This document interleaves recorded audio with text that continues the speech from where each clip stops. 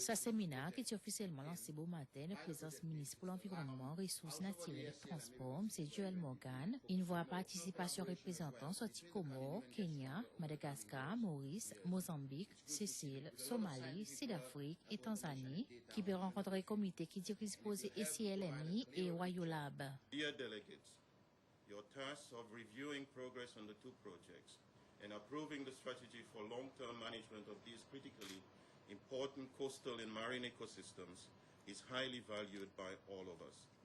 These two initiatives under the Nairobi Convention are excellent ones, with the potential to create great opportunities for all our countries. It is of high importance that we all think very carefully about what we propose to ensure we optimize the benefits from these projects and avoid wasting valuable resources and duplicating efforts.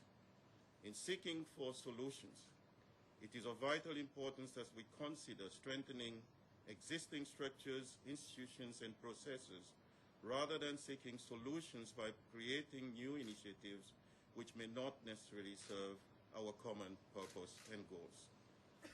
Ça déposé qui est financé par le Programme de Développement Nations Unies UNDP, Faciliter l'environnement global GIF et Programme l'environnement Nations Unies UNEP, il forme part trois projets qui sont initiés par GIF qui peut viser vers l'introduction à la course basée sur l'écosystème pour gestion des ressources marines en Afrique.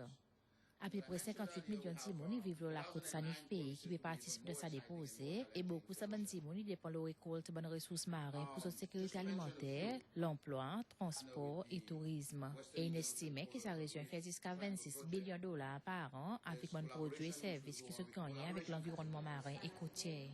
Posé ESCLMI, à le Somali Current Large Marine Ecosystem, qui de son deuxième année d'implémentation, pour aider pour ramasser de nouvelles informations importantes sur des courants de l'océan qui est très complexe et la façon qu'ils sont interactés avec et influence climat, biodiversité et l'économie de la région ouest de l'océan Indien.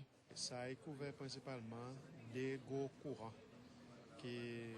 courants marins qui sortent dans le nord, qui descendent sur la côte Somalie. Après coupe à travers au niveau de l'Équateur, après l'autre aussi qui monte, sorti dans le sud d'Afrique, qui monte dans le Channel Mozambique et il refoule au niveau de l'Équateur pour retourner par là au Madagascar. Et c'est ça qu'on appelle Agula Somalia, Large Marine Ecosystem. Après ça, un courant qui influence l'écosystème marin de cette région. But in order for us to actually really understand what is happening out there as far as what is driving and creating the ecosystems and indeed controlling their boundaries, we need to collect a lot more information. This is an area of the world in which very little study and research has been done at all so far in the ocean environment. And we're very fortunate that we have access to a Norwegian vessel that has been lent to the United Nations for several years to operate in these waters.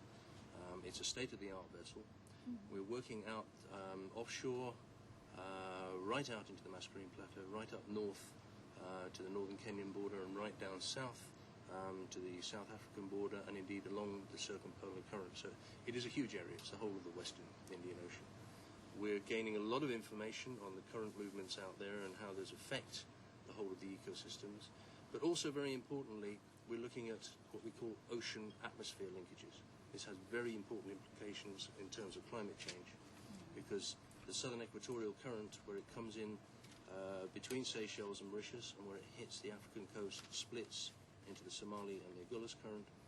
That current and the systems that work with that current directly affect the climate throughout the whole of the Western Indian Ocean and right into the continent, deep into the continent of Africa. So the more information we can get about that, the more we can understand what the potential problems and issues will be in the future with climate change and how those will affect Africa itself. Rosé Wayolab, West Indian Ocean Land-Based Activities, les plus avancés de son stade d'implémentation, continue d'arriver de rafter un programme d'action stratégique pour protection de l'environnement marin et côtier de la région ouest de l'océan Indien. Land-based activities being issues such as pollution, degradation of habitats because of interference by coastal communities, fisheries and so on. Coastal erosion aspects. So there's a whole range of aspects of, say, human activities that impact on the coastal and marine environment.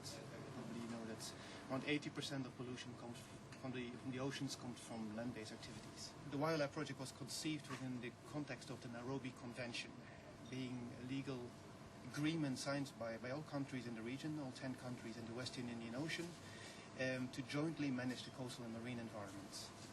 Within that context, a work plan was developed to address some priority issues. Basically, what the Wildlife Project is trying to do is help the contracting parties of the Nairobi Convention, which are the countries, to address such issues.